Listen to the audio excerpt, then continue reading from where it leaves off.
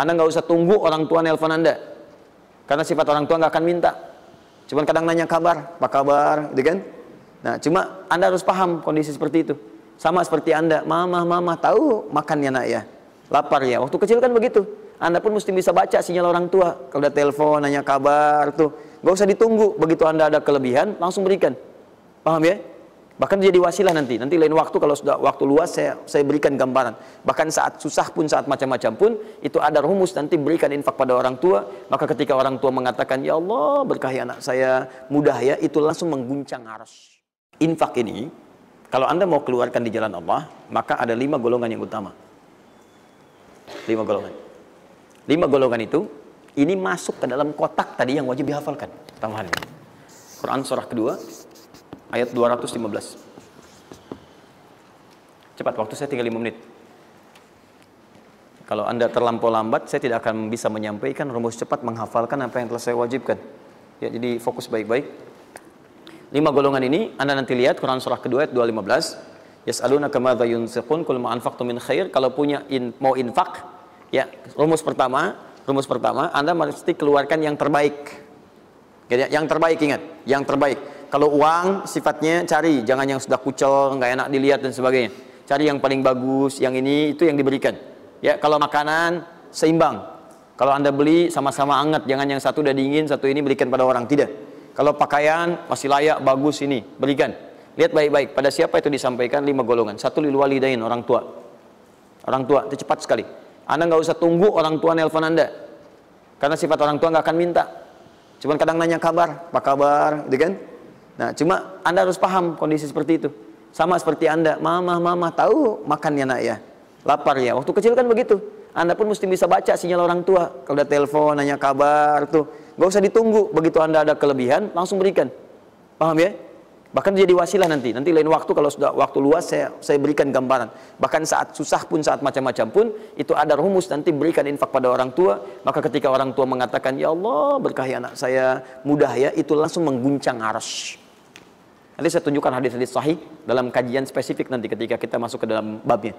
Di riwayat Al-Bukhari dalam kitabnya Al-Adabul Mufrad. Bagaimana perannya orang tua begitu penting bagi keberkahan dan pencarian usaha kita. Ya. Kemudian wal aqrabin, kerabat terdekat. Kerabat terdekat itu sifatnya ada 2. Bisa kekeluargaan. Ya, keluargaan, anak paman, bibi, ya ponakan macam-macam dan sebagainya. Ya, kemudian bisa juga tetangga kita nih yang samping-samping. Akrobin, yang paling dekat dengan kita. Mereka itu sangat menentukan. Kalau antum nggak perhatikan, berbahaya juga bagi kehidupan antum. Antum sukses di kantor, tapi nggak perhatian sama tetangga. Begitu ada maling macam-macam, malah didorong tuh sama tetangga. Biarin aja, habisin. Bukan, memang nggak pernah perhatian sama kita, biarin aja gitu kan. Nah itu kan yang repot ya. Wal yatama, anak yatim 3. Yatim itu cepat sekali. Tapi jangan berlebihan. Ya nanti terakhir saya tutup lah. Yatim wal masakin, orang miskin. Wabnis sabil, orang yang kesulitan di jalan. Ya, orang yang kesulitan di jalan. Anak siapapun dia, sepanjang dia sedang kesulitan, sifat orang kesulitan itu kalau dibantu, maka suara dia itu akan langsung memberikan jawaban kepada Anda.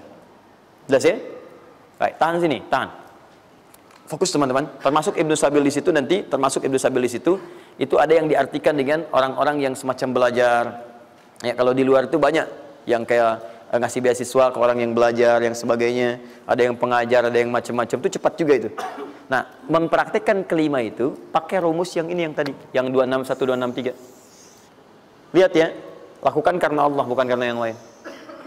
Paham ya? Dan melakukan karena Allah itu diarahkan untuk mendekatkan diri kepada Allah. Lihat cara infaknya. Misal, antum ingin ngasih misalnya kan? Nih. Saya mau ngasih pakaian yang Allah sukai. Kasih baju koko, kasih sarung, ya kan? Misal kalau dia mau sekolah, kasih perlengkapan sekolah, berikan mushaf, berikan mukena, berikan macam-macam. Ya untuk misalnya biaya sekolahnya, kalau bisa bergantung pada antum, sekolahkan ke tempat yang Allah sukai dan sebagainya. Itu cepat sekali investasinya. Dan pahalanya nggak akan berkurang, ngalir terus. Jadi kalau dia baca Quran untuk dapat pahala dan seterusnya. Dan itu sampaikan dengan cara yang bijak. Kalau sudah ngasih, saran saya lupakan. Jangan diungkit-ungkit, lupakan. Makanya bahasa Qurannya qaulun ma'rufun, maghfiratun khairum min shadaqatin yatba'uha adza.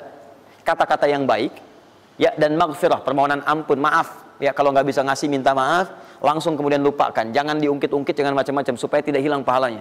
Begitu sudah itu dilakukan, itu lebih bagus. Bahkan saat antum nggak punya pun berkata baik lebih bagus daripada ngasih tapi seringkali diungkit-ungkit atau dengan kalimat yang tidak menyenangkan. Dikasih, gitu kan? Aduh, Mas terima kasih ya sudah dibantu gini-gini. Nggak apa-apa. Itu kan rezeki cuma titipan dari Allah. Hak ibu juga, hak kita bersama. Ibu kan miskin, misalnya. Itu paling nggak enak. Nah. Dah cukup, saya tutup.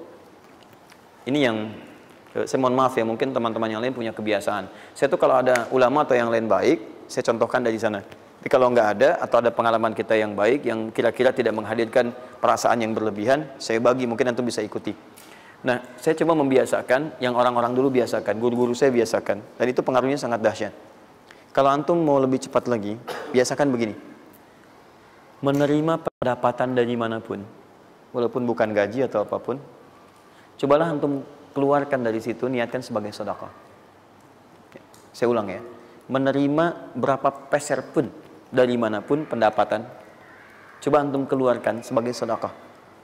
Misal 2,5%, 5%, keluarkan aja. Bagi siapa. Demi Allah saya katakan, begitu antum kerjakan itu karena Allah, maka Allah akan merawat anda dan menjadikan dunia kecil bagi anda. Apapun yang anda butuhkan, ada kecil sekali. Dan anda sudah nggak melihat, nggak ada nilainya tuh dunia itu. Ya, jadikan kebiasaan itu. Kalau ada pakaian sudah anda pakai, datang lagi yang baru, ini yang lama kasih aja, yang layak dipakai dan sebagainya. Seperti itu biasakan. Begitu anda biasakan, nanti Allah jadikan kecil dunia bagi pandangan anda. Ada nilainya. Dah. Paham ya? Itu kalau antum mau ikuti silahkan, atau kalau mau bertahan di yang pokok silahkan. Saya sudah katakan, saya tidak akan menambah waktu lagi karena sudah jam 10. Pas 12 menit dari apa yang saya minta. Dan saya tutup dengan kalimat, kalau ingin dimudahkan menghafal ayat-ayat yang disampaikan, maka caranya cuma dua. Satu, yakinkan antum bisa menghafalkannya. Yakin, jangan ragu. Bisa. Yang kedua, anggap mudah.